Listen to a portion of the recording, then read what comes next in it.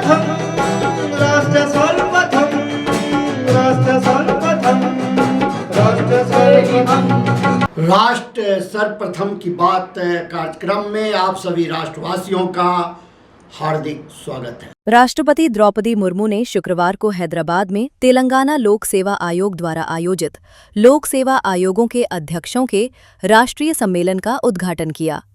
इस अवसर पर उन्होंने कहा कि संविधान निर्माताओं ने सेवाओं और लोक सेवा आयोगों को संविधान में विशेष स्थान दिया है, जो उनकी भूमिका और महत्व को दर्शाता है।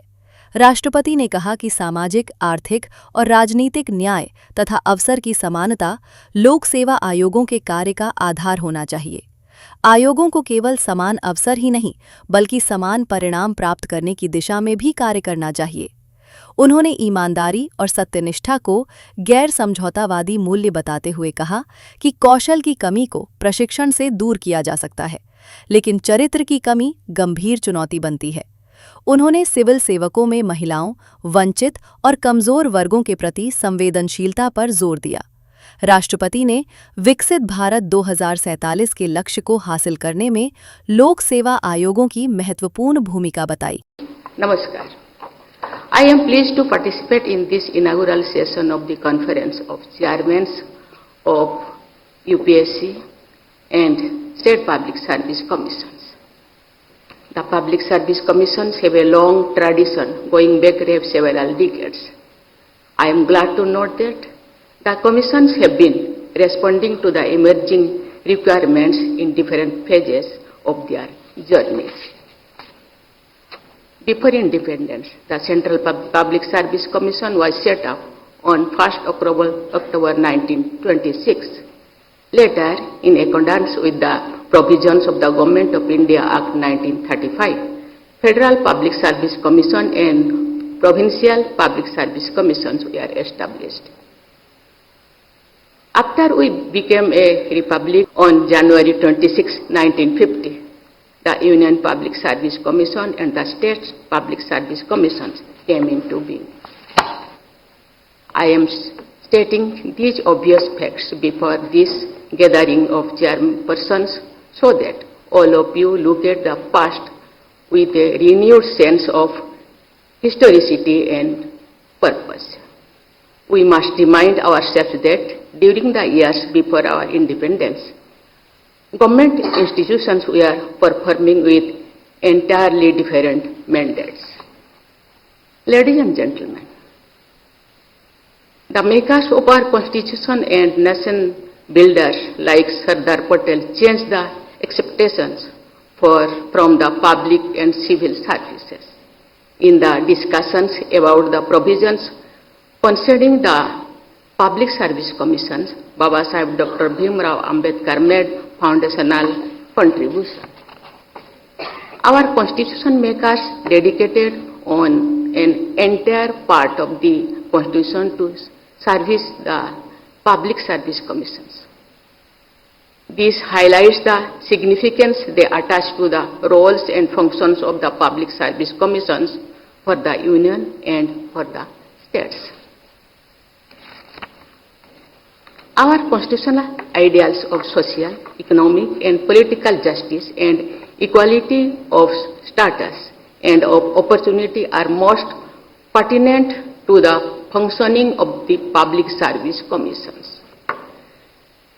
The preamble of Constitution, the fundamental right of equality of opportunity in matters of public employment of the directive principles guiding the state to secure a social order for the promotion of welfare of the people indicate the pathway for the Public Service Commissions. The Public Service Commissions should not only be guided by the ideals of equality of opportunity, but should also try to achieve the goal of equality of outcomes. In other words, the commissions are change agents who promote equality and equity. I acknowledge their contribution in guiding this change. The vision of our nation builders has been substantially translated into reality by the efforts of the civil servants selected by the UPSC and State Public Service Commissions. I express my appreciation for all the chairpersons and teams of UPSC and State Public Service Commissions, past and present, for their accomplishments.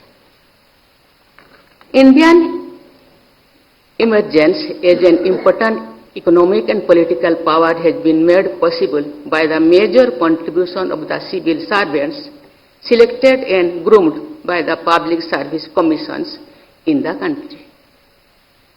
You have been contributing to India's story of growth and development through the commissions you lead. Ladies and gentlemen, UPSC has emerged as one of our most trusted government institutions. Its credibility for an impartial selection system and contributing to the creation of highly professional teams engaged in civil and public service is widely acknowledged.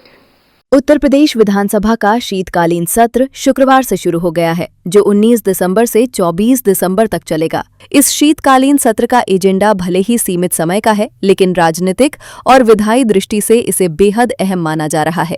सत्र के दौरान राज्य सरकार 22 दिसंबर को वित्तीय वर्ष 2024-25 के लिए अनुपूरक बजट पेश करेगी, जिसमें विकास योजनाओं के लिए अतिरिक्त प्रावधान किए जाने की संभावना है।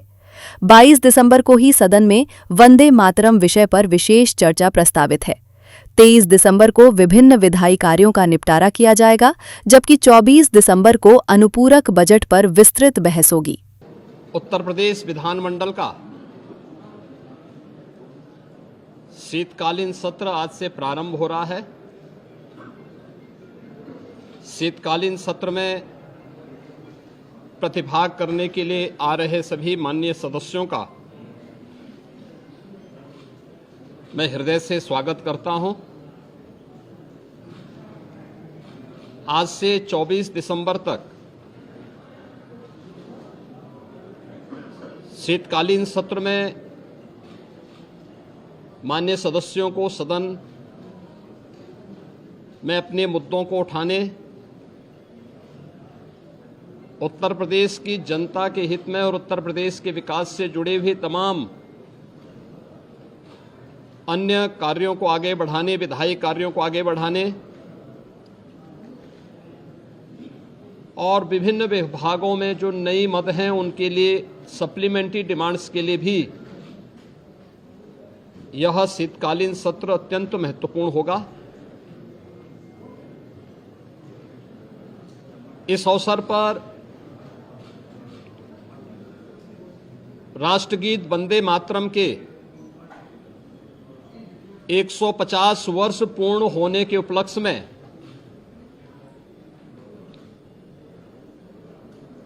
एक महत्वपूर्ण चर्चा और वंदे मातरम गीत के रचयिता के प्रति कृतज्ञता ज्ञापित करने का भी एक अवसर उत्तर प्रदेश विधानमंडल के सामने होगा, क्योंकि उत्तर प्रदेश की स्थापना का दिवस और राष्ट्रगीत के रूप में वंदे मातरम को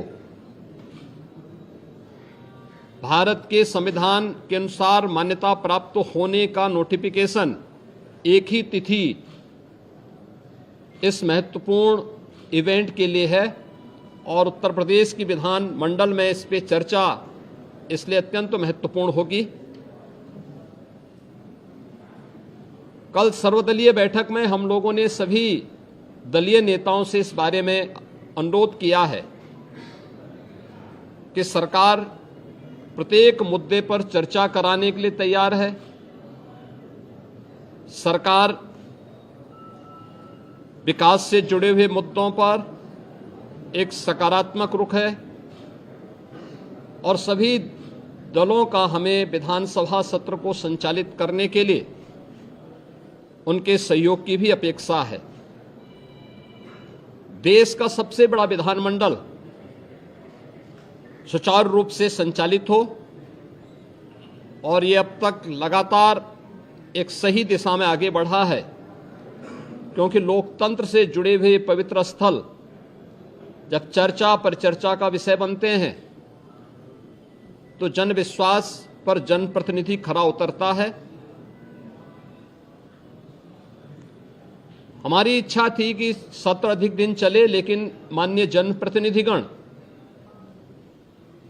ज्यादातर वर्तमान में मतदाता सूची की जो विशेष पुनरीक्षण की कार्रवाई चल रही है, इस कार्यक्रमों में लगे हैं और यह लोकतंत्र की शुचिता,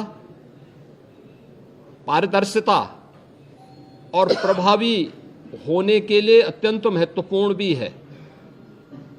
तो विभिन्न जनप्रतिनिधियों ने इस संबंध में अनुरोध भी किया था कि आवश्यक विधायी कार्य और सप्लीमेंट्री डिमांड्स के साथ ही कुछ महत्वपूर्ण अन्य कार्यों को लेने के बाद वंदे मातरम पर चर्चा परिचर्चा के उपरांत अगर इसे हमें आगे के कार्य के लिए SIR की इस कार्रवाई को जो भारत निर्वाचन आयोग के मार्गदर्शन में चल रही है, इसके लिए समय मिल जाता, तो इसलिए इसे आज से 24 दिसंबर तक विधानमंडल की इस कार्रवाई का हमने सत्र रखा है और मुझे पूरा विश्वास है कि यह सत्र उत्तर प्रदेश विधानमंडल के साथ ही उत्तर प्रदेश के विकास के लिए एक महत्वपूर्ण सत्र साबित होगा। धौलपुर के पचगांव में राज्य स्तरीय महिला सम्मेलन का आयोजन हुआ। इस अवसर पर मुख्यमंत्री भजनलाल शर्मा ने कहा कि डबल इंजन सरकार महिला सशक्तिकरण को सर्वोच्च प्राथमिकता दे रही है और इसी कड़ी में आज करीब 5,95,000 लाभार्थियों के खातों में सामाजिक सुरक्षा पेंशन, स्व सहायता समूह और अन्य योजनाओं के तहत 1,000 करोड़ से अधिक राशि डीबीटी के जरिए भेजी गई है। ये मेरा सौभाग्य है कि आज इस महिला सम्मेलन के माध्यम से मुझे विभिन्न योजनाओं के लाभार्थी माता बहनों को लाभ हस्तांतरित करने का अवसर मुझे मिला है। आज सरकार द्वारा चलाई जा रही विभिन्न सामाजिक सुरक्षा पेंशन योजना के तहत 91 लाख पेंशनरों को, जो हमारी बुजुर्ग माता बहनें हैं, 51 विकलांग दिव्यांग हैं, 91 लाख पेंशनों को लगभग 1100 करोड़ रुपए की राशि आज आपके सामने उनके खाते में भेजी गई है। ये आपने देखा है। इस अवसर पर पालनहार योजना के तहत 5,95,000 लाभार्थियों को 103 करोड़ रुपए की राशि उनके खातों में भेजी गई है। भाइयों बहनों, मुख्यमंत्री उच्च शिक्षा छात्रवृत्ति योजना के तहत 5,000 विद्यार्थियों को 2.5 करोड़ रुपए की राशि प्रदान की गई है। अनुसूचित जाति एवं जनजाति के 1,55,000 विद्यार्थियों को पूर्व मैट्रिक छात्रवृत्ति योजना के तहत 15 करोड़ रुपए से अधिक की राशि आज उपलब्ध कराई गई है। अगर आज मैं कहूं, हमारे 5,000 लखपति दीदियों को लगभग 100 करोड़ रुपए का ऋण सहायता उपलब्ध कराई गई है। लखपति दीदियों को, कृषि सखियों को, पशु सखियों को टेबलेट वितरित किए गए हैं। मैं आपके माध्यम से कहना चाहता हूं, हमारे राजस्थान के अंदर लगातार आप देख रहे हैं, हम नारी उत्थान के लिए लगातार काम कर रहे हैं। देश के यशस्वी प्रधानमंत्री नरेंद्र मोदी जी काम कर रहे हैं। माता बहनों, मैं बताना चाहता हूं आपको, क्योंकि बारिश जब होती थी कितनी बड़ी दिक्कत आती थी चूल्हा जलाने में। हमारी माता बहनें जो बुजुर्ग हैं, फूकनी में फूक देते देते कैसी हो जाती थी, आंखों में धुआं घुस जाता था। सभी को सिलेंडर उपलब्ध कराने का काम किसने किया? देश के यशस्वी प्रधानमंत्री नरेंद्र मोदी जी ने किया। सभी माता बहनों को घर में रसोई देने का काम किया। और आप सब उज्जवल भविष्य की कामना भी आपकी मैं करता हूं। मुख्यमंत्री आयुष्मान आरोग्य योजना के तहत आउटबाउंड पोर्टेबिलिटी शुरू की गई है और ये धौलपुर से प्रारंभ करने का कारण आपने सुना होगा, क्योंकि आपके इधर पड़ोस में तो एमपी है और इधर यूपी है। आपकी रिश्तेदारी भी वहां बहुत है। अरे आधा तो हमारा धौलपुर आगरा के अंदर है, आधा एमपी के अंदर किसी की रिश्तेदारी है, किसी की बहन है, तो किसी की ससुराल है कि नहीं है? आधा है। तो हमने कहा जब ससुराल में चली जाएगी तो उसका इलाज कैसे होगा? वो कहेंगे मेरे को तो धौलपुर लेके चलो। हमने इस बात को बिल्कुल पूरी तरह से खत्म कर दिया। आउटबाउंडिंग पोर्टेबिलिटी शुरू कर दी है। अगर एमपी के अंदर है तो वहां भी आपका इलाज फ्री में होगा, और उत्तर प्रदेश के अंदर है तो वहां भी आपका इलाज फ्री होगा। ये हमने आज से प्रारंभ यहां किया है, इसके लिए आपको बधाई देता हूं। ऐसा करने वाला ये देश का पहला राज्य बन गया, और हमने सबसे पहले ये लागू किया है पूरे देश के अंदर, जो हमारी माता बहनें दूसरे प्रदेशों में इलाज करा सकेंगे, इसे प्रदेश के लोगों दूसरे राज्यों में इस योजना का कैशलेस इलाज करा सकेंगे। वर्तमान में राज्य के 1800 अस्पताल योजना से जुड़े हैं। अब इसी एकीकरण का लाभ भी होगा कि प्रधानमंत्री जन आरोग्य योजना से संबद्ध अन्य राज्यों के 31,000 और नए अस्पताल इसमें जुड़ जाएंगे। इस सुविधा का माता बहनों को बड़ा लाभ मिलने वाला है। मेरे भाइयों, साथियों, यशस्वी प्रधानमंत्री नरेंद्र मोदी जी ने देश की नारी शक्ति को वह सम्मान और गरिमा देने के अनेक कदम उठाए हैं जिसकी वो हकदार हैं। उन्होंने नारी शक्ति को राष्ट्रीय प्रगति का आधार बनाया। स्वास्थ्य, शिक्षा, आवास, स्वच्छता, वित्तीय समावेशन के नेतृत्व जैसे क्षेत्रों में महिलाओं को सशक्त बनाने वाली नीतियां लागू की हैं, जिससे हमारी माता बहनों को सम्मान मिल सके। अभी समय है एक ब्रेक का। हम चलते हैं ब्रेक पर, आप कहीं जाए नहीं, छोटा सा break. Kamal Buildtech Private Limited, fulfilling promises. With our professional team and experience of delivering projects, in past we guarantee you peace of mind and top quality work in an affordable price. और अधिक खबरों के लिए आप हमारे YouTube channel दैनिक India दर्पण को अभी सब्सक्राइब करें और नोटिफिकेशन के लिए बेल आइकन को प्रेस करना ना भूलें।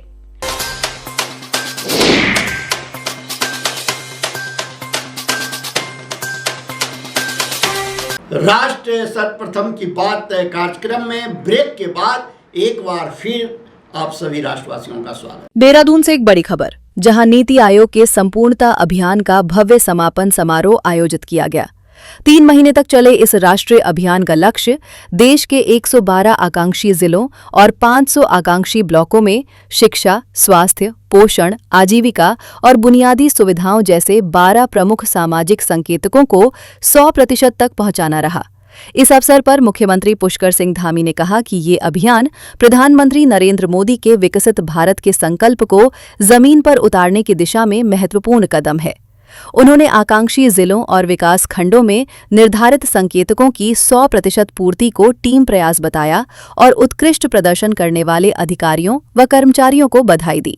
आकांक्षी जनपद, आकांक्षी विकास खंड कार्यक्रम के अंतर्गत प्रमुख केपीआई की पूर्णता में उत्कृष्ट प्रदर्शन करने वाले हमारे राज्य के उधम सिंह नगर जनपद एवं हरिद्वार जनपद को पुरस्कृत किया गया है।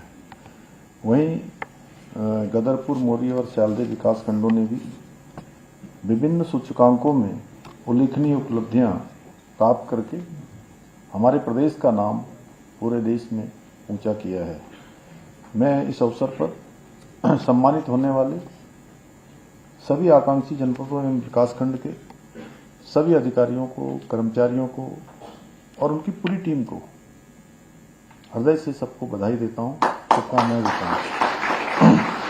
भाइयों बहनों, आदरणीय प्रधानमंत्री श्री नरेंद्र मोदी जी के दूरदर्शी एवं कुशल नेतृत्व में सबका साथ, सबका विकास, सबका विश्वास और सबका प्रयास के मंत्र के साथ आज देश के समग्र विकास के लिए निरंतर प्रभावी कदम लगातार उठाए जा रहे हैं। अनेक ऐतिहासिक निर्णय देश के अंदर लिए जा रहे हैं और इसी क्रम में आदरणीय प्रधानमंत्री जी ने वर्ष 2018 में आकांक्षी जनपद जिला कार्यक्रम, आकांक्षी विकासखंड कार्यक्रम की शुरुआत 2023 में और 2018 में आकांक्षी जनपद की गई थी, जिनके अंतर्गत देश भर में 112 जिलों और 500 विकासखंडों को विकास की मुख्य धारा से जोड़ने के लिए वृहद स्तर पर देश के अंदर प्रयास किए जा रहे हैं। अनेक कार्यक्रम चलाए जा रहे हैं, जिसके अंतर्गत स्वास्थ्य, शिक्षा, इंफ्रास्ट्रक्चर, पोषण, कृषि, सामाजिक विकास और वित्तीय समावेशन जैसे महत्वपूर्ण क्षेत्रों में सुधार अभूतपूर्व रूप से किए जा रहे हैं। इस योजना के अंतर्गत हमारे प्रदेश में भी दुगड्डा, मोरी, गदरपुर, सयालदी, बहादुराबाद और कपकोट को शामिल किया गया है और हमारी सरकार ने नीति आयोग के द्वारा चयनित इन सभी 6 विकास खंडों के साथ साथ राज्य के अन्य 9 जनपद को भी इस महत्वपूर्ण पहल से जोड़ने का कार्य किया है। और ये गर्व का विषय है कि नीति आयोग द्वारा जारी आकांक्षी जनपदों की रैंकिंग में हमारे हरिद्वार जनपद को वर्ष 2022 में देश में सर्वश्रेष्ठ स्थान प्राप्त हुआ। वहीं विकास खंडों की श्रेणी में बागेश्वर के कपकोट को देश में 40वीं रैंकिंग प्राप्त हुई। भाइयों बहनों, आदरणीय प्रधानमंत्री श्री नरेंद्र मोदी जी के नेतृत्व और मार्गदर्शन में हमारी सरकार भी सरलीकरण, समाधान, निस्तारण और संतुष्टि के मंत्र के साथ राज्य के विकास और समृद्धि के लिए निरंतर प्रयास भी कर रही है, निरंतर कार्य भी कर रही है। अनेक नवाचारों को भी हम अपना रहे हैं और व्यवहारिक रूप से जो दृष्टिकोण हमारी नीतियों में होना चाहिए, कार्यक्रमों में होना चाहिए, उन सभी को अपने कामों में भी लाया जा रहा है। जहां एक ओर शिक्षा, स्वास्थ्य, सड़क, खेल, पेयजल और हवाई कनेक्टिविटी जैसे सभी प्रमुख क्षेत्रों में इंफ्रास्ट्रक्चर को मजबूत करने के लिए लगातार प्रयास किया जा रहा है, वहीं local for vocal, make in India, startup India जैसी पहलों के माध्यम से विकसित भारत और विकसित उत्तराखंड के स्वप्न को साकार करने की दिशा में भी निरंतर कार्य किया जा रहा है।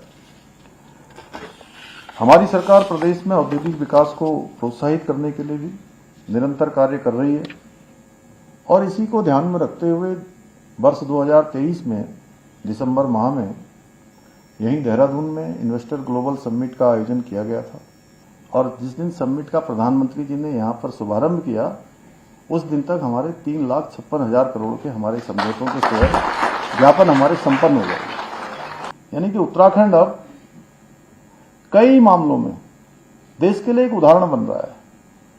मेरा मानना है कि जब नियत सही हो, इरादे नेक हो और संकल्प दृढ़ हो तो समाज के अंतिम खड़े छोर तक व्यक्ति को आसानी से योजनाओं का, सरकारी योजनाओं का लाभ पहुंचाया जा सकता है। पंजाब निकाय चुनाव में आम आदमी पार्टी की बम्पर जीत पर पार्टी के वरिष्ठ नेता सौरभ भारद्वाज ने दिल्ली में प्रेस कॉन्फ्रेंस कर बड़ा बयान दिया।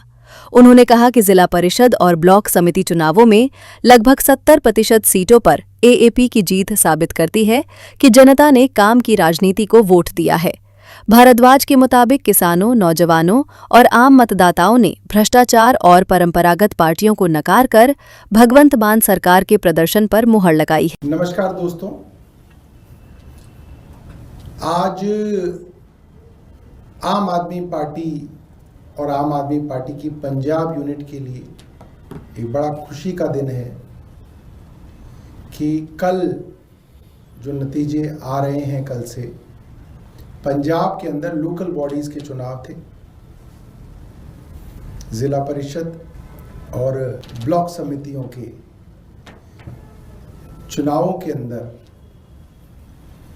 आम आदमी पार्टी अभी तक जो रिजल्ट आए हैं उसमें करीब 70% सीटों पर कब्जा कर रही है। यानी कि जो बाकी पार्टियां हैं उन सब की सीटें मिला भी दें तो भी आम आदमी पार्टी 70% सीटों पर कब्जा कर रही है, चुनाव जीती है। और ख़ास तौर पे रूरल पंजाब के लिए ये चुनाव बहुत अहमियत रखते हैं। और आप जैसे आप लोग जानते हैं 2022 में आम आदमी पार्टी की सरकार फरवरी 2022 में बनी थी और अब एक साल बाद लगभग पंजाब के अंदर विधानसभा के जो चुनाव हैं वो होने हैं। ऐसे में एक सरकार जो 4 साल से किसी स्टेट में है, लोग कहते हैं, पॉलिटिकल लोग कहते हैं कि ऐसे में सरकारों के खिलाफ एंटी इनकम्बेंसी होती है। मगर इतने एक तरफा चुनाव और उनके रिजल्ट से ऐसा लगता है कि आम आदमी पार्टी की जो सरदार भगवंत सिंह मान साहब की सरकार चल रही है, उसकी प्रो इनकम्बेंसी पंजाब में है और पंजाब के लोग, खासतौर पे पंजाब का किसान आम आदमी पार्टी के कामों से बहुत खुश है। और मैं आज आम आदमी पार्टी के तमाम कार्यकर्ताओं को, पदाधिकारियों को, वहाँ के विधायकों को, वहाँ के मंत्रियों को और वहाँ के खास तौर पे मुख्यमंत्री साहब को, वहाँ के प्रभारी, सह प्रभारी साहब को बधाई देना चाहता हूँ कि इतने अच्छे जन समर्थन के साथ इन चुनावों के रिजल्ट्स हमारे सामने आ रहे हैं। आप सबको भी बहुत बहुत धन्यवाद इस प्रेस वार्ता में आने के लिए। Thank you. बाबा गुरु घासीदास की जयंती के अवसर पर राजधानी रायपुर में गुरुवार से 5 दिवसीय निशुल्क मेगा हेल्थ कैंप की शुरुआत हुई। आयुर्वेदिक कॉलेज परिसर में आयोजित इस स्वास्थ्य महाकुंभ का उद्घाटन मुख्यमंत्री विष्णुदेव साय ने किया। उन्होंने कहा कि ये शिविर बाबा गुरु घासीदास के मनखे मनखे एक समान के विचार का जीवंत उदाहरण है। ये कैंप 18 से 22 दिसंबर तक चलेगा, जिसमें हजारों मरीजों को एक ही स्थान पर निशुल्क जांच और इलाज की सुविधा मिलेगी। मुख्यमंत्री ने कहा कि राज्य सरकार की प्राथमिकता अंतिम व्यक्ति तक बेहतर स्वास्थ्य सेवाएं पहुंचाना है। आयुष्मान भारत योजना और मुख्यमंत्री विशेष स्वास्थ्य सहायता योजना के तहत गंभीर बीमारियों के इलाज के लिए 25 लाख रुपए तक की सहायता दी जा रही है। आज 5 दिवसीय मेगा हेल्थ कैंप के अवसर पर उपस्थित सभी संभ्रांत नागरिक बंधुओं और मीडिया के साथियों, आज का ये दिन बड़ा ही महत्वपूर्ण दिन है, क्योंकि हम लोग मेगा हेल्थ कैंप का शुभारंभ कर रहे हैं और आज का ये दिन पावन दिन भी है, क्योंकि आज बाबा गुरु घासीदास जी की जयंती भी है। और मैं आप सभी को, पूरे प्रदेशवासियों को बाबा गुरु घासीदास जयंती की बहुत बहुत बधाई देता हूं, शुभकामनाएं देता हूं। और बाबा गुरु घासीदास जी से प्रार्थना है कि उनका आशीर्वाद छत्तीसगढ़ के ऊपर में सदैव बना रहे, छत्तीसगढ़ में अमन चैन रहे, छत्तीसगढ़ में सुख समृद्धि रहे। और मैं बहुत धन्यवाद देना चाहूँगा हमारे पूर्व मंत्री और रायपुर पश्चिम के विधायक राजेश मुढ़त जी को और उनकी पूरी टीम को कि ये 5 दिवसीय मेगा हेल्थ कैंप का आयोजन और ये 6वें बार किए हैं। ये बहुत बड़ा ये पुण्य का काम और बड़ा काम है, इसके लिए उनकी जितनी तारीफ की जाए कम है। मैं बहुत बहुत उनको बधाई देता हूं, शुभकामनाएं देता हूं। और उन्होंने इस मेगा हेल्थ कैंप के विषय में विस्तार से बताए हैं। बाहर से भी 45 डॉक्टर आ रहे हैं, उनका भी छत्तीसगढ़ में स्वागत है। और यहाँ हमारे रायपुर के प्रदेश के जितने भी बड़े बड़े अस्पताल के संचालक हैं, चलाने वाले हैं, उनका भी सहयोग है, वो भी मंच में विराजमान है, उनको भी हम नमन करते हैं। नीचे भी बैठे हैं जितने चिकित्सक बंधुगण, उनको भी हम नमन करते हैं। काहे कि वो लोग सब खाली इलाज नहीं करते हैं, बल्कि जीवन दान देने का भी काम करते हैं। तो ऐसे सभी चिकित्सक बंधुओं को भी नमन करते हैं। ये मेगा हेल्थ कैंप सफल हो, इसमें पूरे प्रदेश और भी जितने लोग पड़ोसी राज्य सब भी लगा हुआ है, वहां से भी आके वो स्वास्थ्य लाभ लें। और मैं फिर से एक बार आदरणीय राजेश मुढ़त जी को और आयोजन समिति को इस बहुत ही पुण्य और महत्वपूर्ण आयोजन के लिए बहुत बहुत बधाई और शुभकामना देता हूं। धन्यवाद। जय हिंद, जय छत्तीसगढ़। और अधिक खबरों के लिए आप हमारे YouTube चैनल दैनिक इंडिया दर्पण को अभी सब्सक्राइब करें और नोटिफिकेशन के लिए बेल आइकन को प्रेस करना ना भूलें। आज हम इस कार्यक्रम में आपसे विदा लेते हैं। आप अन्य खबरों के लिए बने रहे। राष्ट्र सर्वप्रथम, वंदे मातरम, जाग उठा है भारत। राष्ट्र सर्वप्रथम, राष्ट्र सर्वप्रथम, राष्ट्र सर्वप्रथम, राष्ट्र रसर्गिमम्